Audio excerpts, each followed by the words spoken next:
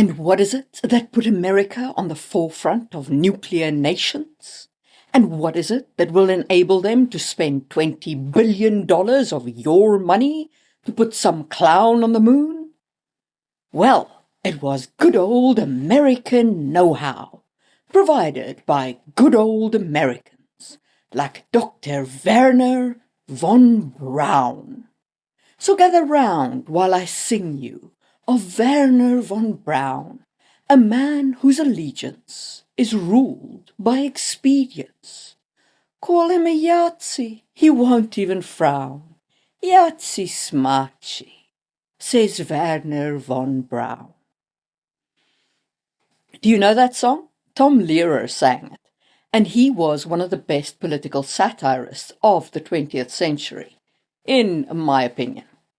That song was about Operation Paperclip, which was when the USA took in 1,600 German scientists after the Second World War, secretly relocating them and giving them access to science, funding, and a new life. Now, this was a nation-state-based competition for resources based on science knowledge and intelligence, which literally any human can have. Sure, some are more intelligent than others, but we're not talking about anything more than capacity we all have. But what if they were competing for people with the ability to manipulate the cosmic power of the universe? In fantasy world building, we often talk about localized worlds with feudal governments set back in the past. But what if the world you're building has the geopolitics of nation states? What impact would magic have on politics if the stage is as big as the globe? That's what I want to talk about today. What if your magic system had geopolitical impact? Welcome to another episode of Just in Time World Building with your host, Marie Mullaney.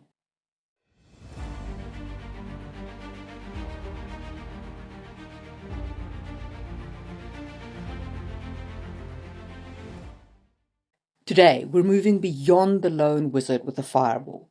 We're not talking about the personal power of the hero or a villain. This is about systems, infrastructure, institutions, the kind of magic that doesn't just blow up a castle, but decides who builds the castle in the first place. So before we get into the meat of the matter, let's make sure we're all on the same page.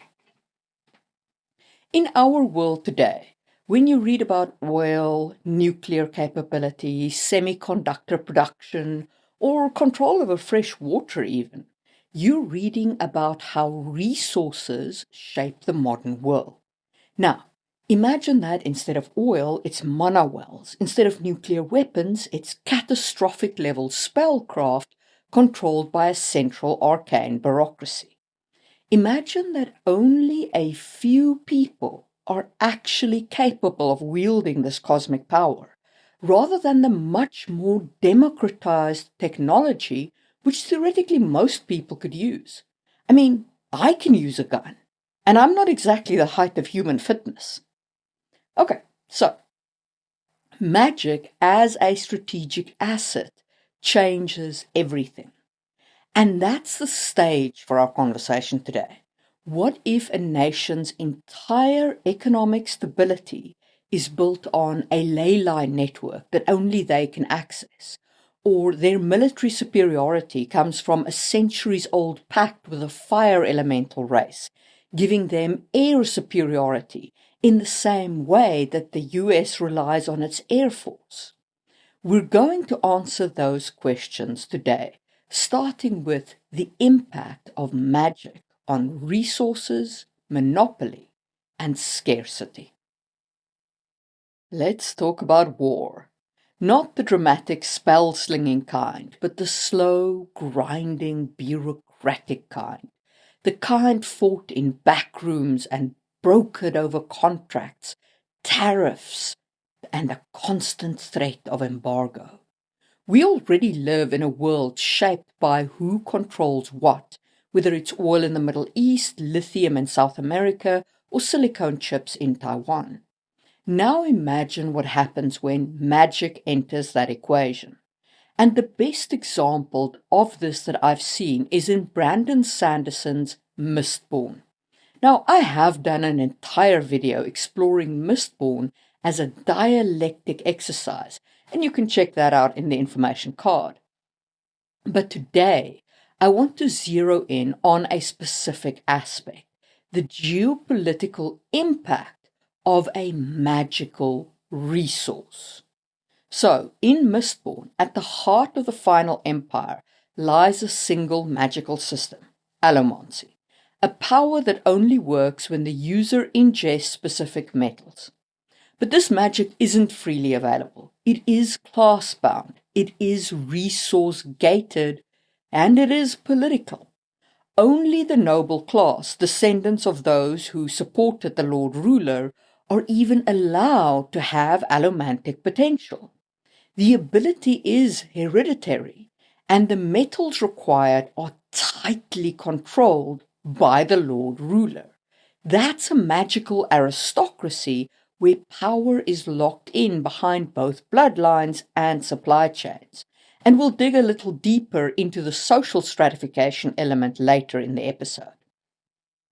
But for now, I want to zoom in on one particular metal, atium, which is the rarest and most powerful allomantic metal. The Lord Ruler maintains absolute control over its production, creating a textbook magical monopoly. And this isn't just about magic, it is about economic dominance and military supremacy. So, what does that look like if we break it down in geopolitical terms? Atium is a strategic resource. It allows its user to see into the future, making Mistborn who burn it nearly unstoppable in combat. That's why the Lord Ruler hoards it, producing it in secret at the pits of Hathsin. He rations it out to the noble houses, just enough to empower them, but never enough to threaten him. It becomes a currency of control, a tool of geopolitical manipulation. And that scarcity is deliberate. It's what keeps the system stable. By limiting access to atium and allomantic gem metals in general, the final empire avoids magical inflation. There's no sudden surge of powerful new Mistborn. There are no uprisings fueled by magic users. Why? Because you can't just become a Mistborn. Magic is restricted by birth and resource access. That enforces both loyalty and dependence among the elite, and it locks the scar into permanent powerlessness. But this kind of control always comes at a cost. It kills innovation. Like many totalitarian regimes, the final empire actively suppresses metallurgy, science, and scholarship, because any new discovery not under the emperor, not under the Lord Ruler's direct control, might destabilize the entire system. Knowledge becomes dangerous. That's why keepers like Sazed are hunted and forced into secrecy, because cultural memory of the before times becomes a geopolitical threat when your rule is built on magical monopoly. And we'll explore more of that later, as I said. This kind of system naturally leads to geopolitical isolationism, because you have to control the population from outside ideas, and we see this very clearly in Mistborn.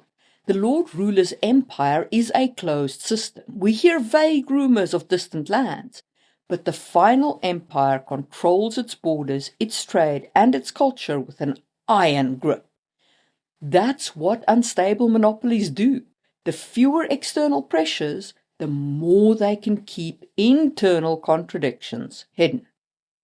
So, Mistborn becomes a brilliant case study in how magical resource control shapes global or imperial strategy.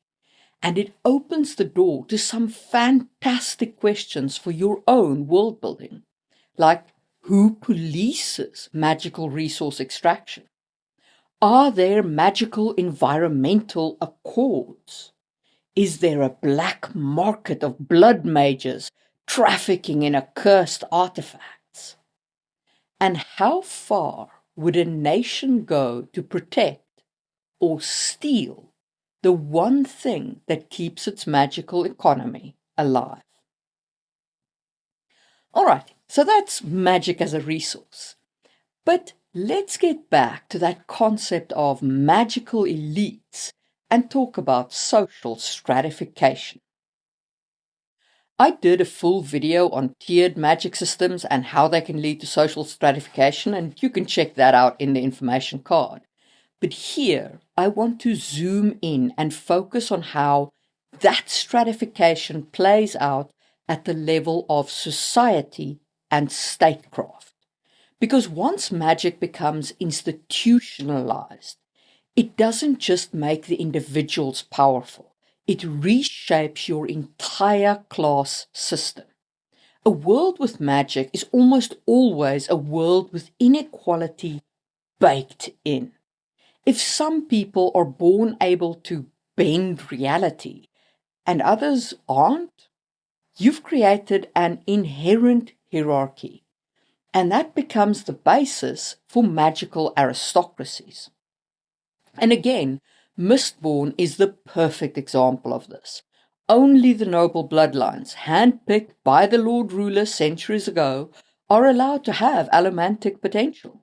That means magical ability is hereditary, politically sanctioned, and enforced through both blood and brutal repression. The result is a rigid social ladder where power is literally in your veins or it is not. And the people without that power, the scar, are not just the lower class. They're a permanently disenfranchised underclass. They're the miners, the farmers, the labor force, exploited to extract the very resources that fuel the magical elite.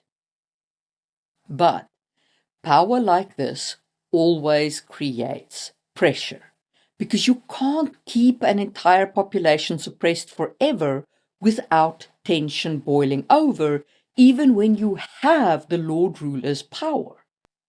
And the Lord Ruler knows that, and he has a solution: proxy conflict. Rather than letting tensions explode into open revolution, the Lord Ruler manages discontent through internal competition. He encourages constant low-grade conflict between the noble houses, house wars, betrayal, economic rivalry, all sanctioned as long as it doesn't threaten imperial stability. This is textbook divide and rule. Instead of a civil war, you get a controlled pressure valve. The noble class is too busy fighting each other to unite, and the scar remains crushed beneath the weight of everyone above them. So when you're designing a world with magical elite, ask yourself, how does the state manage the tension between the haves and the haves-not? Is there some kind of pressure valve that the state uses to let people blow off steam? Or do they eventually face that revolution?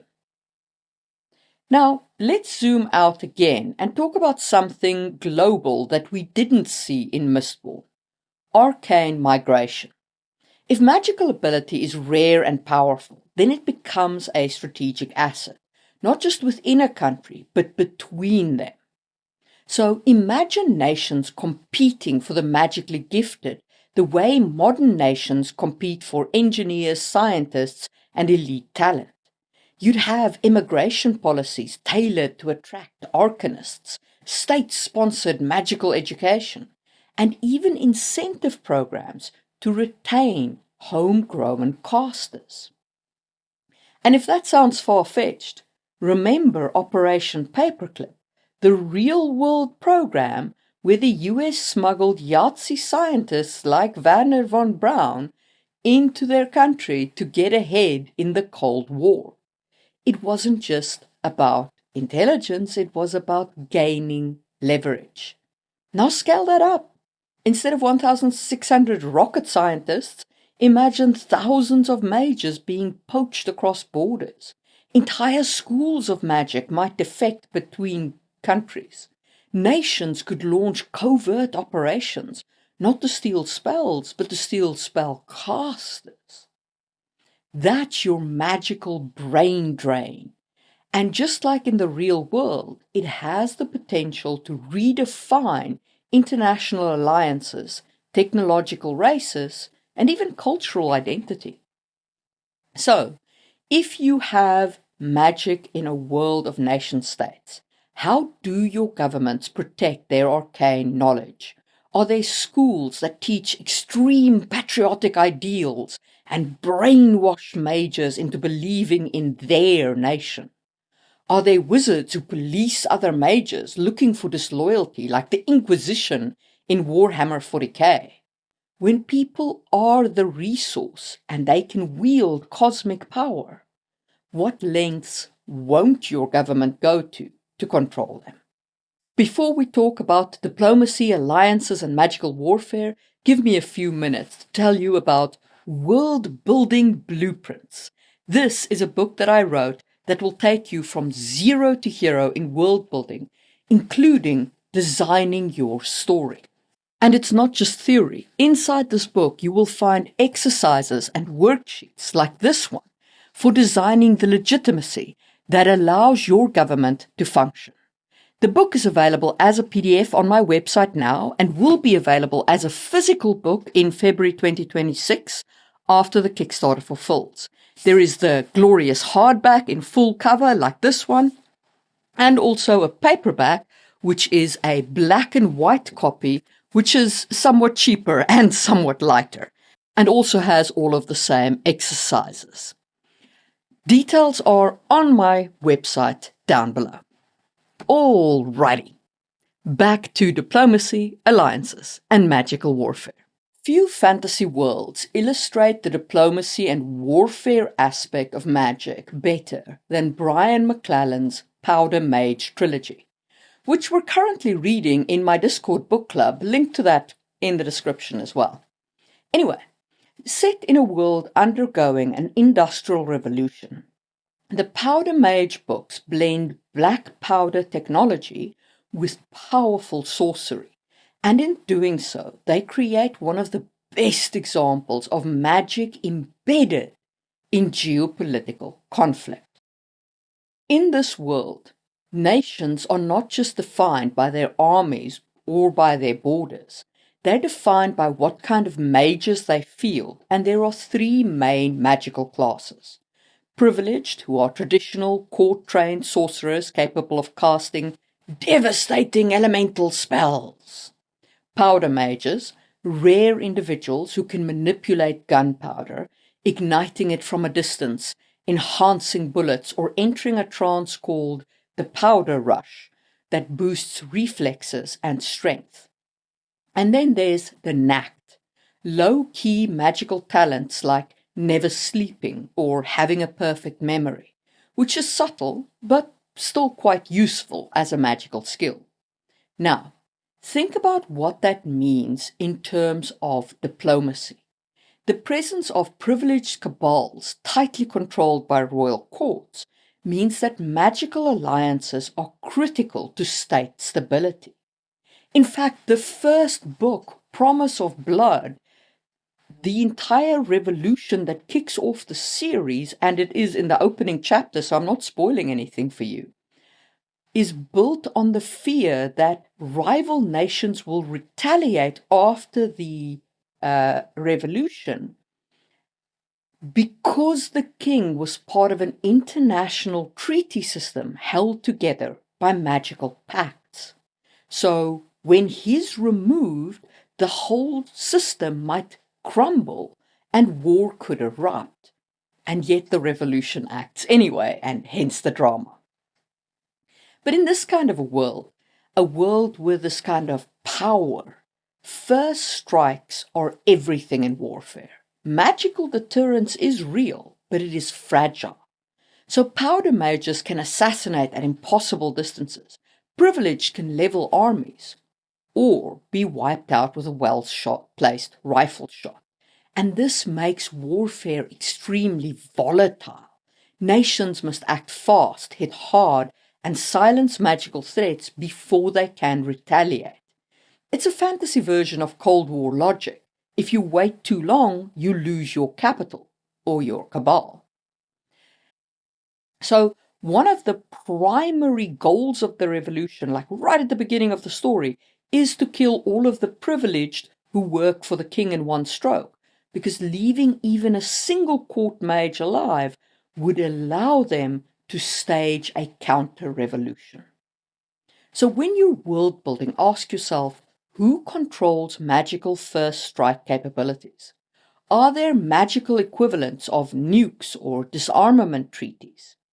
Does your world have arcane red lines, thresholds that, if crossed, force immediate retaliation?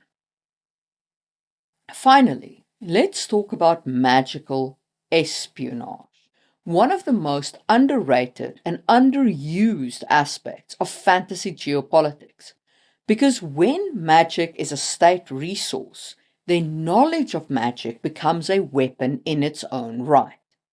Not every nation needs to field armies of spellcasters. Sometimes all you need is a single stolen spell or the formula for a powerful ritual, and your geopolitical standing changes overnight. This brings us into the realm of spellcraft as classified information. Imagine if the knowledge to bind elementals, extend life, or wipe out a city via ritual magic were locked behind state archives, arcane guilds, or religious orders. Suddenly, magical research becomes, well, just like nuclear research, something dangerous, strategic, and highly protected. And that's not a fantasy idea. That's our world's history. Let's take a moment to talk about the Nuclear Non-Proliferation Treaty, or NPT. This is a real-world agreement meant to stop the spread of nuclear weapons. It divides the world into two classes of nations: those who had nukes before 1967, and those who shouldn't get them after that period of time. Hence the name, non-proliferation. But of course, knowledge leaks, secrets get sold, and even so-called pariah states have found ways around the system. Israel never officially declared nuclear weapons, but it's widely understood that they have them. South Africa secretly built nukes during apartheid and then dismantled them in the very early 1990s, so we know for a fact they had nukes. And North Korea signed the NPT and then left, kicked out the inspectors, and tested bombs anyway. The lesson here is you can't bottle up dangerous knowledge forever. If something can be discovered, someone eventually will reverse engineer it or steal it. Now apply that to magical systems. Is there an international council restricting certain schools of magic? Are powerful rituals kept secret under lock and key, but vulnerable to spies or defectors? Could a rogue state or breakaway faction get access to spellcraft that rivals a global superpower? This opens up a world of magical intelligence agencies, arcane counter-espionage squads who prevent magical secrets from leaking, curse breakers who intercept enchanted messages, false flag rituals staged to spark war or justify military action. In a world where knowledge is quite literally power, the greatest geopolitical threat may not be some kind of superweapon, but the blueprints to one falling in the hands of someone who can execute that spell without needing a laboratory. Just like in our world, magical proliferation becomes a game of deception, denial, sabotage, and sometimes silent cooperation between enemies who'd rather not see the world burn. So, if you're building a setting where magic is powerful, ask yourself, who controls arcane research? Who spies on it? And what happens when that knowledge slips through the cracks? When you're building a world where magic isn't just flashy and where it is actually deeply embedded inside of your politics, remember that it doesn't exist in a vacuum. It fuels economies, it shapes class, it topples governments, it sparks wars. Magic isn't just a tool, it's a geopolitical strategic asset. From secret pacts and magical monopolies to arcane espionage and power struggles between nations, your magic system can and should be more than just combat flavor. It can be the very engine that drives conflict in your world. Thanks for watching. If you enjoyed this episode, don't forget to like, subscribe, and share with your favorite mage politician. And if you've got thoughts on magical geopolitics, if there are points that I missed, drop them in the comments down below. I'd love to hear how you tackle magical geopolitics in your world. And as always, a huge thank you to my channel members, especially the just-in-timers of the Stone tier, Jeff Hicks, Epic, Laura Bones 79, A. Walliard, Neil Buckley, Necromancer JM, Katie Kofi Mug, and Tony Lamanna, along with the Wood tier and Straw tier members. Your help allows me to keep making these videos, and I am very, very grateful. If you would like to support the channel, one free way to do that is simply to watch another video. If you enjoyed this video, you will probably enjoy my video on how to build out the language courtiers use, which you can check out right now on screen, or you can follow whatever the algorithm is recommending for you from my channel.